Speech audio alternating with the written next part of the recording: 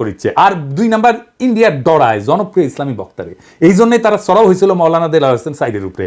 আজহারী সাহেব even bigger threat তাদের জন্য বড় ভয়, কারণ সংঘবদ্ধ মুসলমানে তাদের ভয়। আজহারী জামাত করে না, তার বয়স কম, তার যুদ্ধাপরাধী বানাতে পারবে না, চমৎকার কথা বলে, আধুনিক মননশীল, অপূর্ব সুন্দর গলা আর চেহারা মাশাআল্লাহ, ইংরেজি বলতে পারে ভালো। এইরকম একজন দায়ীকে কোনোভাবে টলারেট করবে ইন্ডিয়া? করবে না।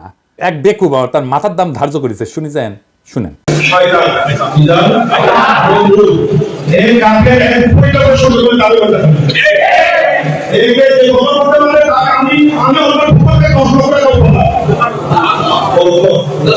দেখেছেন তার জানের উপরে উঠে গেছে।